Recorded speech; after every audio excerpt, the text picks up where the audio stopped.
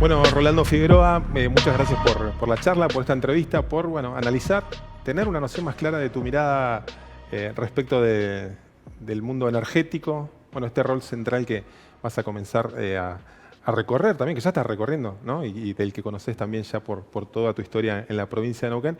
Muchísimas gracias por aceptar la entrevista, por venir acá a Plus Energético.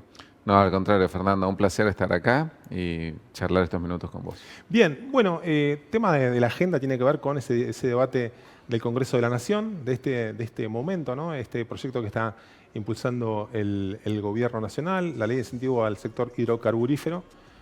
Vemos unas idas y vueltas, algunos cruces, algunos en los medios de comunicación, ¿no? Un proyecto que está en instancia comienza a recorrer su camino dentro del Congreso y algunos reparos de Neuquén, ¿no? Esta situación que preocupa por ahí vinculada a la potestad de los recursos, alguna crítica respecto a la apertura que hubo o no para la letra fina de esa ley, ¿no? Sí, nosotros vemos que la ley tiene una muy buena intención. Nosotros necesitamos inversiones indudablemente. Se debe invertir en este país. De hecho, están atrasadas las inversiones, ¿no? Gasoductos que no se han hecho, posibilidades de gasificar en distintos lugares que no se han hecho. A la hora de elegir posibilidades de colocar nuestros productos a través de un ferrocarril se termina construyendo, por supuesto, siempre en otros lugares donde existe mayor cantidad de votos y nosotros es indispensable el desarrollo a partir de un ferrocarril trasandino, ¿no? Es decir, las inversiones se tienen que realizar, pero nosotros vemos que existe un caballo de Troya, que detrás de esto hay un avasallamiento hacia las autonomías provinciales. En primer lugar, ya desde las formas, una mesa de funcionarios de los partidos de Buenos Aires, simplemente invitando al gobernador para consultar y en donde previamente tiene que adherir a la ley. A esta ley en donde se establecen varias cuestiones interesantes, algunas viendo los intereses de algunos sectores hay que modificarlas, ¿no? Con las empresas castiga a las que han invertido en la pandemia, les pone la vara muy alta para poder lograr la posibilidad de exportar y de generar dividendos afuera. De alguna manera premia o incentiva a los que van a empezar a ser pilotos ahora y hay empresas que ya han hecho proyectos pilotos. Es decir, algunas cuestiones sectoriales se deben corregir. Pero acá lo que es muy grave es el avasallamiento hacia ponernos el precio, el momento, a quién le vamos a vender, las operadoras. Es decir, somos dueños de los recursos los neuquinos.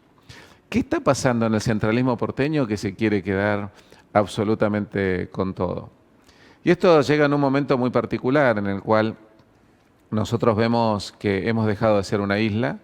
Los neuquinos la hemos entendido, pero lo hemos entendido a base de dolor. ¿Por qué? Porque hemos dejado de ser una isla no para bien, sino para mal, porque nos han trasladado y transmitido más del 45% de inflación. Vamos a ver qué pasa después del 15 de noviembre también, ¿no? Pero nos han transmitido una inflación galopante, que es un impuesto invisible que va sobre las clases más populares, sobre el trabajador, sobre el bolsillo del trabajador. Por otro lado, estamos soportando una presión tributaria que muchas veces el empresario termina viendo si paga los salarios o termina pagando los impuestos. Estamos en el espacio descendente de la curva del Laffer, con lo cual una presión tributaria ya hace caer la recaudación. Por otro lado, la pobreza, que nos ha golpeado a todo el país. Por supuesto, los neuquinos siempre hacemos fuerza para salir adelante, pero una pobreza superior al 45%, en donde el 65% de los jóvenes es pobre. Es decir, hemos entendido que no somos una isla por las malas.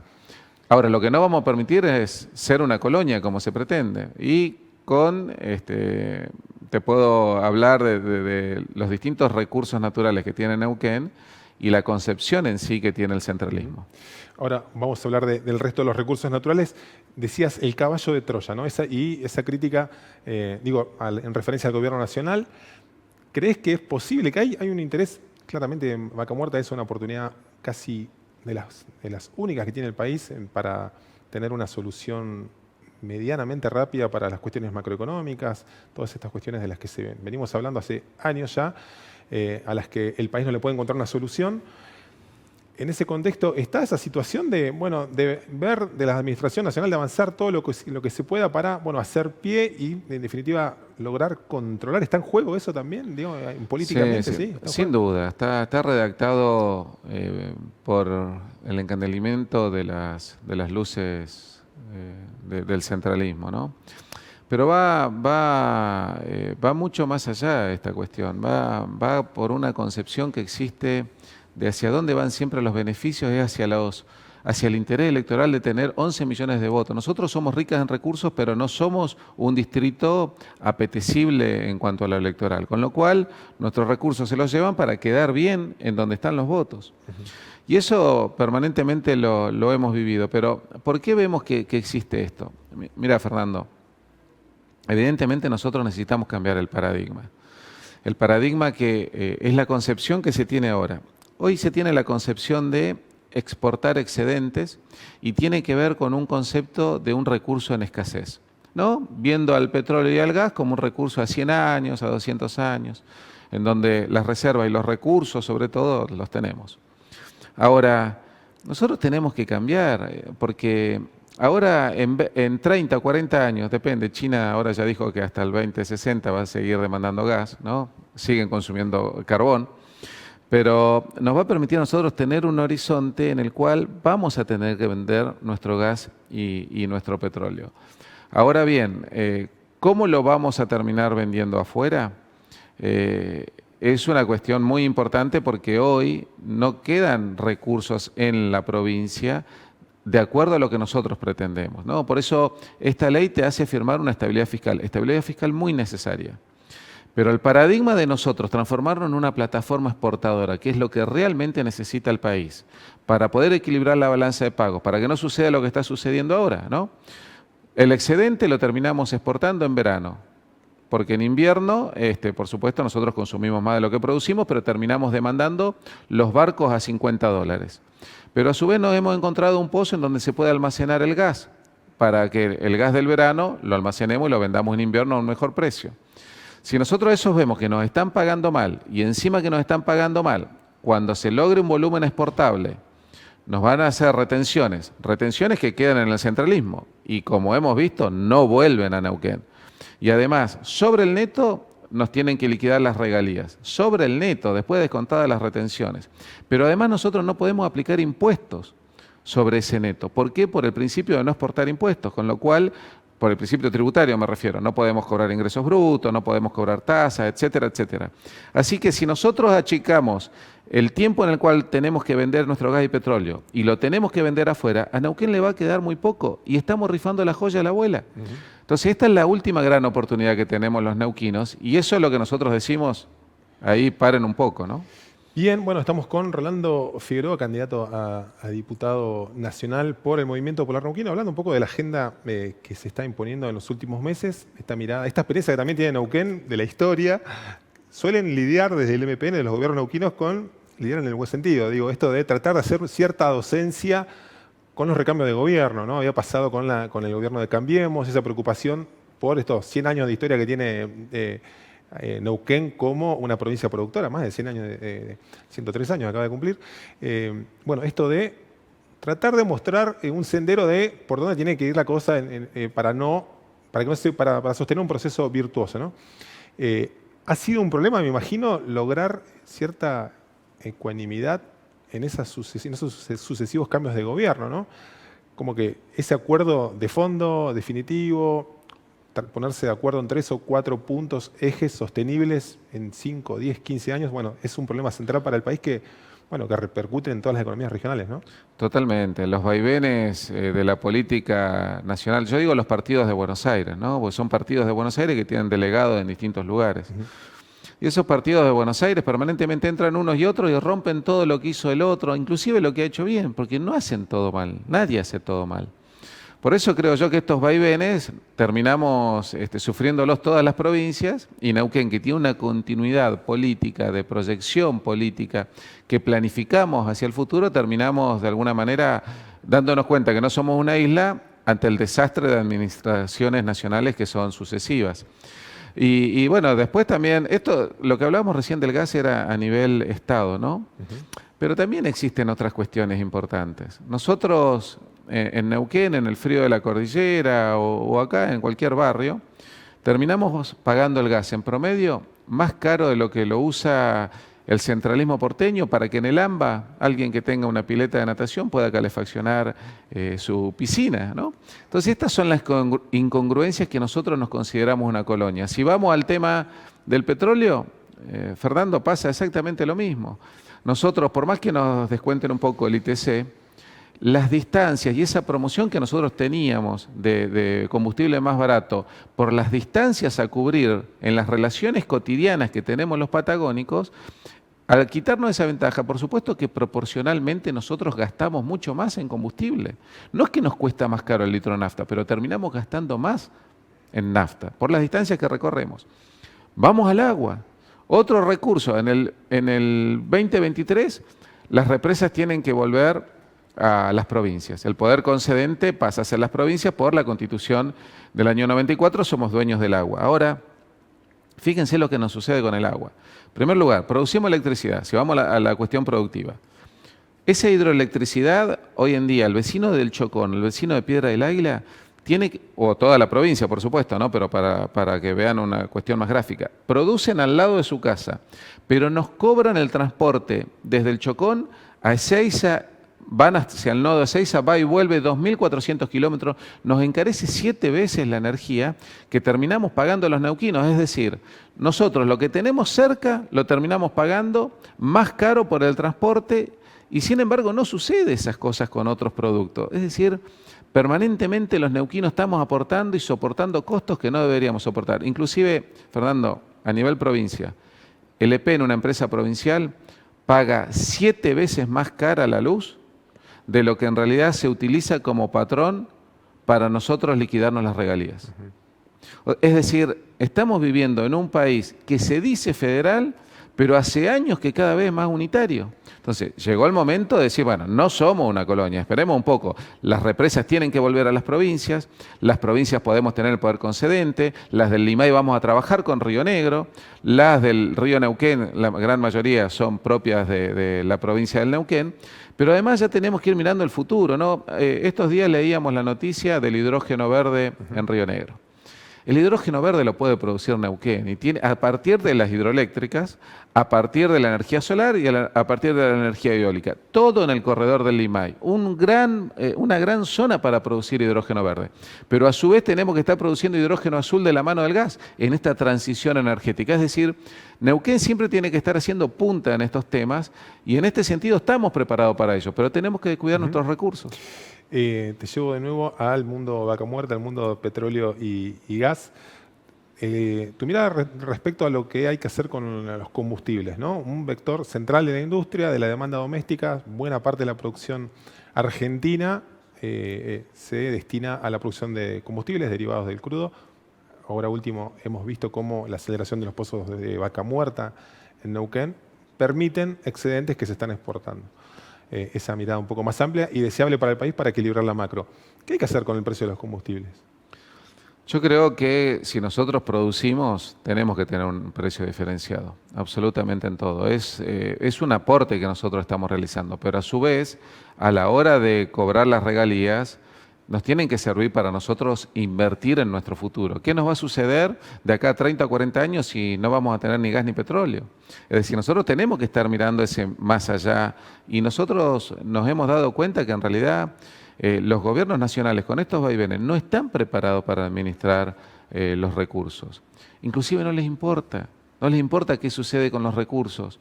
Yo lo que te digo, mira, yo lo que veo es para poder sacar con el Biobío y con Río Negro una alianza estratégica de crecimiento, para poder sacar hacia el Atlántico, licuar el gas en los puertos de Concepción, que son de aguas profundas, en Talcahuano específicamente, para sacarlos hacia Asia.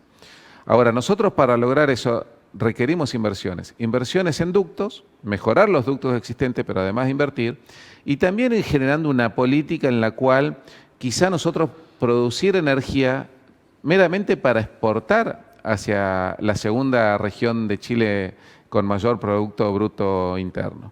Con lo cual, creo que la alianza esta de la Nor-Patagonia argentino-chilena tiene que redundar en un crecimiento del país. Creo que el destino nuestro es exportar el gas hacia Asia, pero licuarlo y trabajar en eso con Chile, pero a su vez lograr las diferentes experiencias que tiene. Chile ya está produciendo, ya logró hace 2 años, el Biobío, el 25% que estaba establecido para el 2025. Y Río Negro ya va avanzando también en otras energías. Es decir, entre todos trabajar para vivir esta transición y potenciarnos como región para ser la usina de la nueva energía hacia el mundo. ¿Qué postergó esa diversificación en Neuquén? Sin duda hay contextos nacionales que tallan, lo venís relatando en buena medida en la charla, en la entrevista. ¿Crees que, bueno, esto cómo se vienen acotando los plazos? Bueno, de pronto hay que ver lo que termina resolviéndose en el plano geopolítico, ¿no? Hay como discursos que toman más conciencia respecto a la necesidad de tomar políticas de energías renovables, lo del hidrógeno que bien mencionabas. Me pareciera leer en tus declaraciones que, bueno, ves que hay un periodo acotado para dar esas transformaciones localmente. Tenemos Vaca Muerta, tenemos el crudo, tenemos el gas, digo, los neuquinos, la provincia de Neuquén, la región de la cuenca neuquina, digo, pero las oportunidades parecen ser cada vez más acotadas en los plazos de tiempo, ¿no? Para capitalizar eso. Es la última gran oportunidad que tenemos. Tenemos que ser conscientes de eso. Por eso es importante la constitución de este fondo anticíclico, que ya se empieza a oxigenar, ¿no? Esto también, mientras los partidos de Buenos Aires están emitiendo, estos meses han emitido 5 veces lo que venían emitiendo hace unos meses, ¿no? Están emitiendo, van a generar inflación seguramente. Mientras ellos emiten, nosotros ya estamos pensando en el fondo anticíclico, generándolo precisamente para la transformación. Pero hay otros problemas de fondo, que es la discusión del país, Fernando. Nosotros en los últimos 10 años hemos duplicado la población. Han migrado muchos habitantes de otros lugares de la Argentina hacia Neuquén. Sin embargo, nosotros seguimos teniendo el mismo segundo índice de coparticipación más bajo del país, en donde estamos atendiendo el doble de habitantes, de los cuales nos tuvimos que hacer muchas veces cargo de los sueños, de las ilusiones de otros hermanos de la patria que lo vinieron a cumplir a Neuquén. Entonces, las provincias estamos siendo castigadas. En la época de Raúl Alfonsín, el 54% de la masa de recursos se distribuía entre las provincias argentinas. 54%. Hoy estamos en el 24%. O sea, algo ha pasado en este país que dejamos de ser federales. Y nosotros desde la banca del Congreso de la Nación vamos a defender a ultranza el federalismo. Mencionabas recién el caso de las represas, discusión que se viene por la seguidilla de vencimientos de las concesiones, digamos. ¿Qué hay que hacer con las concesiones, las que están en manos de Neuquén? ¿Van a plantear en el Congreso, bueno, la administración para las provincias, relicitarlas? ¿Cuál es la idea? El tema, la rediscusión es, por supuesto, el poder concedente va a ser nuestro. El agua, sin lugar a duda, es un recurso de los neuquinos, como el gas y el petróleo. La represa, el objetivo fundamental de hacerlo es que no se generen inundaciones aguas abajo. Hoy al centralismo no le importa, cuando necesitan luz, tiran agua y se inunden los neuquinos y los rionegrinos que se inunden, no importa. Mientras llegue hidroelectricidad al centralismo está todo bien para ellos, ¿no? Por eso esas son las cosas para cambiar. Pero, ¿qué debemos generar con nuestra represa? Aumentar la superficie de riego. También debemos comenzar a utilizar, por supuesto para la producción en distintas industrias, pero nosotros tenemos que volcarnos hacia el hidrógeno verde. Pero además abaratar la energía, porque si nosotros producimos y la distribuimos desde la provincia, por ejemplo a Licura, nos alcanzaría para todo Neuquén, a un costo muy inferior que lo que es transportarla hasta Buenos Aires y de vuelta. Esto es tan ridículo como si uno fuera a comprar cerezas al mercado de la esquina, y cereza producida en Centenario, y nosotros tendríamos que decir, no, espera que la mando a Buenos Aires porque nos facturan el flete. Hasta Buenos Aires y de vuelta y terminamos pagando 7 veces más la cereza. Bueno, eso nos pasa hoy con nuestra energía eléctrica. Nos dicen, la producimos nosotros, pero nos mandan a Buenos Aires y de vuelta y nos cobran el transporte. Ese es el país que algunos están mirando. Te van a decir, habla de una alianza estratégica con Río Negro, bueno, esto de todo el know-how, el conocimiento que tiene Neuquén respecto al sector eléctrico, toda la historia de energía, bueno, está planteando como una mirada muy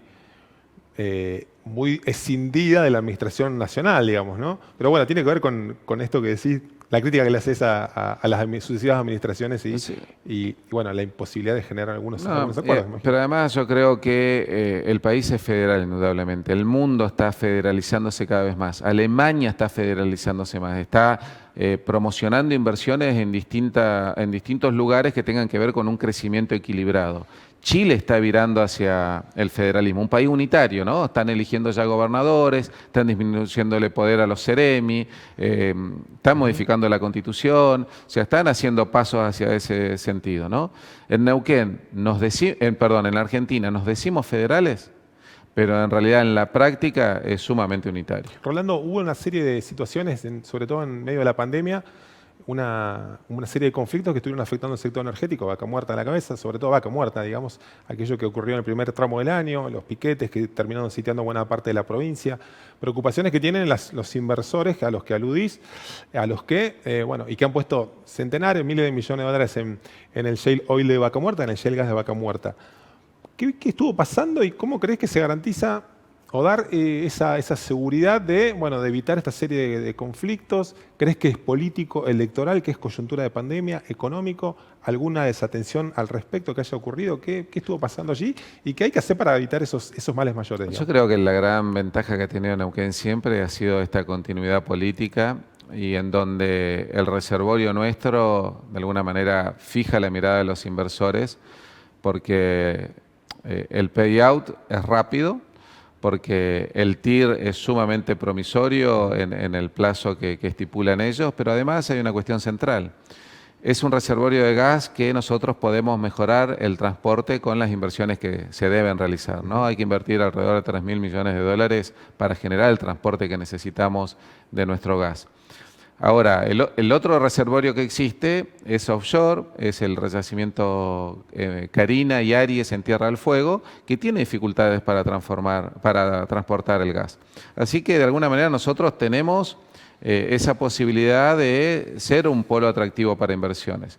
La seguridad política, de continuidad política, creo que en Neuquén se mira con buenos ojos. Y creo que la seguridad, en todo caso jurídica y de inversiones, se tiene que lograr en consenso con el Estado Nacional, en el sentido de brindarle las oportunidades a que las empresas que pueden invertir en diferentes lugares del mundo elijan Argentina y por supuesto van a elegir por ende a Neuquén. Creo que los conflictos se llevan adelante o se solucionan con diálogo. Otro tema que suele surgir cada tanto como una tensión, producto del crecimiento también que tiene que ver con esto, ¿no? Cómo otros sectores del país miran y han mirado históricamente a Neuquén, sobre todo en los últimos 5 o 10 años, con el auge de Vaca Muerta, como ese lugar al que ir a buscar esas oportunidades en las que no se encuentran en otras provincias. Desde sectores sociales, gente, centenares de personas, miles de personas que han llegado a la provincia, hasta el mundo de las pymes y de las grandes empresas de la metalmecánica de Córdoba, Santa Fe, provincia de Buenos Aires.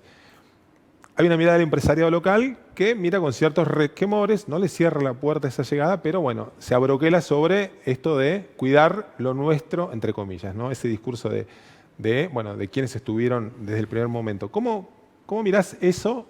¿Es complementario? ¿Crees que hay que poner algunas condiciones? ¿Ves que hay que tener algún tipo de cuidado especial por las empresas locales? ¿Te preocupa ese avance de las grandes empresas de afuera, de otras provincias? ¿Cómo lo ves? Yo creo que nos tenemos que enfocar en agrandar la torta, ¿no? Si nosotros atraemos inversiones y podemos sacar el petróleo y el gas, va a haber mucho espacio para dedicarnos a esto y ojalá que podamos apalancar a la pyme neuquina también mucho. Lo que creo es que cada nivel de empresa tiene que dedicarse precisamente al nivel a cada nivel de lo que se necesita esa empresa de acuerdo a la amplitud que tiene o al tamaño de la empresa. Por ejemplo, nosotros no podemos permitir que vengan empresas subsidiarias de otras empresas grandes y que a la hora de licitar un trabajo empiecen a licitar trabajos que realizan las pymes neuquinas. Cuando no es nada que liciten, ¿el problema cuál es? Cuando le fijan precios en las licitaciones más bajos que los costos de las pymes neuquinas para hacerle el efecto de dumping y de esta manera la pyme neuquina queda fuera de mercado, pero después ¿qué hace? En realidad la empresa controlante sobre la subsidiaria. Le termina enviando a fin de año aportes de capital, que es lo que le cubre el déficit de determinado trabajo que terminó trabajando a pérdida y dejando a la empresa Pyme Neuquina. Es decir, creo que el tamaño de cada empresa y la dedicación y el expertise de cada empresa lo tiene que volcar hacia el rubro especial y la magnitud que se lo necesita. Y dejar un escenario para que puedan trabajar también las pymes neuquinas, en donde nosotros tenemos que apalancar, que puedan capitalizarse, que puedan invertir, que puedan mejorar su trabajo. Porque muchos trabajos de los neuquinos ha sido sumamente necesario para optimizar, rebajar y hacer mucho más competitivos los pozos, ¿no? Reducir los costos. Y además el desafío de esas empresas locales también es, bueno, cómo ser mejores también, cómo crecer de la mano de esa competitividad mayor, digamos, ¿no? Hay que ser competitivo, pero hay que apalancarla a la empresa y también separar, ¿no? Separar y que no nos hagan dumping de precios, eso es vital. Bueno, Rolando, no sé si hay algo que te gustaría agregar, señalar. Me parece que hemos, sin duda, podemos estar hablando horas sobre este apasionante escenario de las energías y, bueno, en particular del rol neuquino. Me parece que, bueno, hemos barrido con los temas de actualidad. ¿Algún tema puntual que quisieras agregar? No, me parece que tocamos todos los temas, pero fundamentalmente hoy tocó el momento de defender los recursos de los neuquinos, porque no estamos defendiendo solo el hoy, ¿eh? Acá está en juego el futuro, y el futuro para los neuquinos estoy seguro, ¿no?, que a partir de generar una redistribución de oportunidades va a ser muy promisorio para todos. Te agradecemos mucho la charla, la posibilidad de conocer más en detalle cómo estás viendo la coyuntura del sector energético. Seguramente te vamos a volver a convocar y va a ser un gusto poder seguir analizando. Fernando, un gusto. Muchísimas gracias, Rolando. A vos. Bueno, pasaba así también por Plus Energético y tenía la gentileza de hablar con nosotros. Bueno, ustedes lo conocen un poco más en profundidad respecto de la mirada que puede tener cuando llega al Congreso en las elecciones. Bueno, es uno de los candidatos que pica en punta, el del Movimiento Popular Neuquino. Bueno, estaba bueno que pudieran conocer más de primera mano su pensamiento del mundo energético.